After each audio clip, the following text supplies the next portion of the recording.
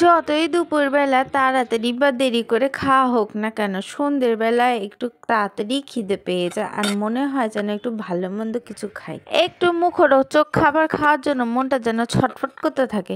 তো যাই, ফ্রিজটা খুলে দেখি 3-4টে ডিম রয়েছে, সেখান থেকে 2টো ডিম আর ছোট ছোট আলু নিয়ে সেদ্ধ করে নিয়েছি প্রেসারে 2-3টে সিটি দিয়ে। পর দুটোরই খোসা ছাড়িয়ে নিয়ে আলুগুলোকে চটকে নিয়েছি আর সেদ্ধ ডিমগুলোকে কুড়নিতে নিয়ে কুড়িয়ে নিয়েছি যেন মিশে যায় ভালোভাবে। এরপর তার মধ্যে পেঁয়াজ কুচি, লঙ্কা কুচি, ধনেপাতা কুচি, কাসুরি মেথি, ধনে জিরে গুঁড়ো, ময়দা, কর্নফ্লাওয়ার, চালের গুঁড়ো 1 চামচ করে দিয়ে দিলাম প্রত্যেকটা। এরপর সুন্দর করে মাখিয়ে নিয়ে হাতের তালুতে একটু তেল নিয়ে রসগোল্লার মতো কতগুলো রসগোল্লা বানিয়ে নিলাম। এরপর একটা ডিমকে ফেটিয়ে নিয়ে রসগোল্লাগুলোকে ডিমের মধ্যে স্নান করিয়ে আবার বিস্কুটের গুঁড়োর মধ্যে শুকিয়ে নিলাম। এরপর কড়ার তেলটাকে গরম করে নিয়ে পরপর বলগুলোকে ছেড়ে দিলাম। প্রথমে হালকা আঁচে রেখে পরে আঁচটাকে বাড়িয়ে দিয়ে ডিপ ফ্রাই করে নিয়েছি।